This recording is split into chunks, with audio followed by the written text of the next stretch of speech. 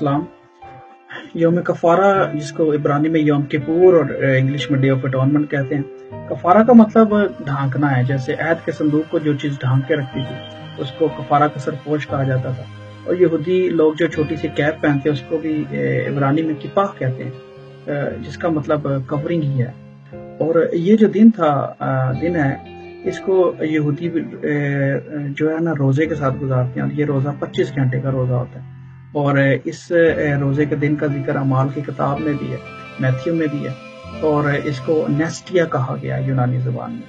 अच्छा, अब इस दिन जो है यहूदी लोग अपने आप को खाकसार करते हैं, खताओं का इकरार करते हैं। ये माफ़ी का दिन, साल का पाक तरीन दिन जो है ना गिना जाता है यहूदी कैलेंडर पे।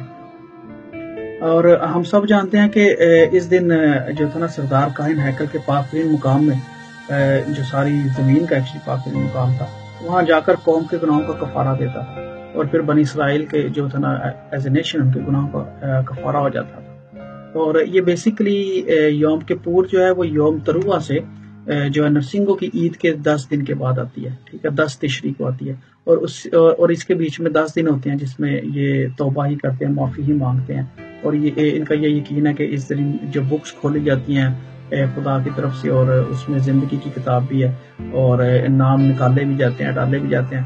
तो अपने इन अमाल से जो है ना वो खुदा उनके फैसलों को चेंज कर सकते हैं। और यौम कफ़ारा पे जो है ना इसकी फुलफिलमेंट होती है। और फिर उसके बाद हम देखते हैं यौम कफ़ारा से आगे जो है ना ईद क़याम आती है 5 दिन के बाद। और फिर 7 दिन ये मनाते हैं उस ईद को। और फिर 8th ग्रेट डे आ जाता है, अजीम दिन, नई शुरुआत हो जाती है।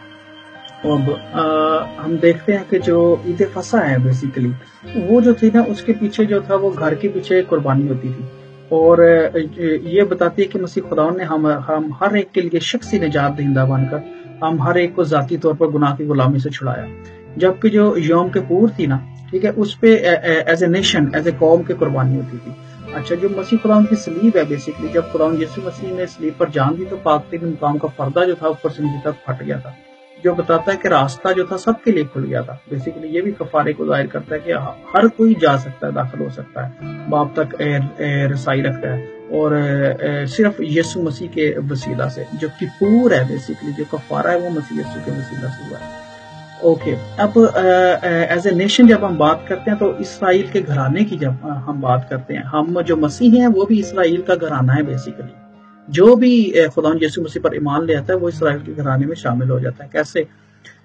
जो गैर कौमें थी ना, वो जो पौलुस रसूल ने बताया, जैतून के दरख्त की मिसाल दी है, उसमें पैबंदकारी का बताया कि हम गैर कौमें उसमें पैबंद हुई हैं। और जो हैं कुछ डालियां, जो इसराइली डालियां थी, वो तोड़ी भी गई हैं। और यहाँ पे इस आयत में अगर हम देखें तो यहाँ पे यही जिक्र है, लिखा है तू उन डालियों के मुकाबला में फख्र ना कर, अगर फख्र करेगा तो जान रख के तू जड़ को नहीं बल्कि जड़ तुझको संभालती है। तो जड़ क्या है? कवनेंट है। और कवनेंट इब्राहिमिक कवनेंट, पहला कवनेंट, और जो था न्यू कवनेंट जो मसीह यीशु में हम सब का साथ है खुदा का।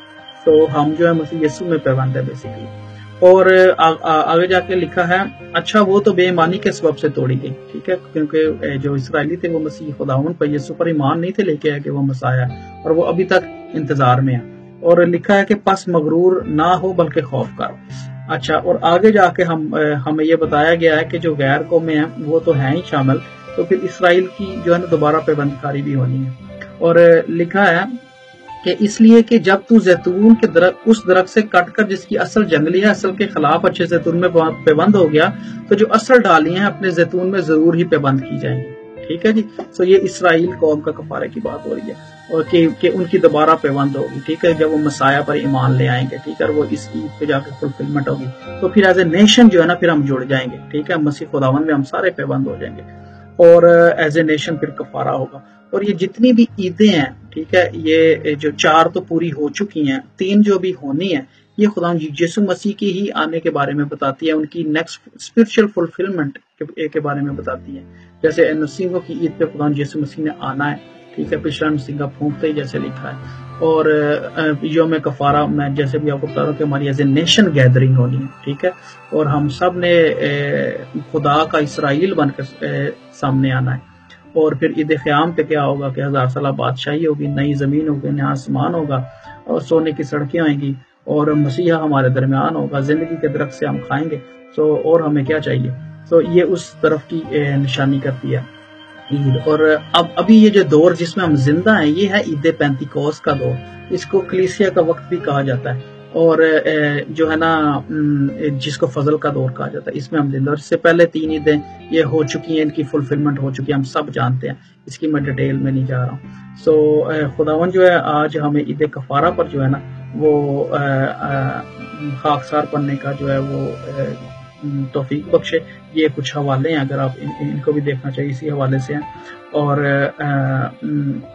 ہمیں جو ہے کفارہ کا جو میسیج ہے وہ یہی ہے کہ مسیح یسو میں ہمارا کفارہ ہو چکا ہے، اور خدا یسوع مسیح کے لہو سے جو ہے ہم نجات پا چکے ہیں، اور ہماری صرف گیدرنگ ہونی ہے، خدا نے اپنی بھیڑوں کو اکٹھا کرنا صرف، ٹھیک ہے، اور یہ کفارہ اسی کی طرف نشاندہی کرتا ہے۔ خداوند آپ سب کو اس کلام کے وسیلے سے بہت برکت بخشے۔ God bless you.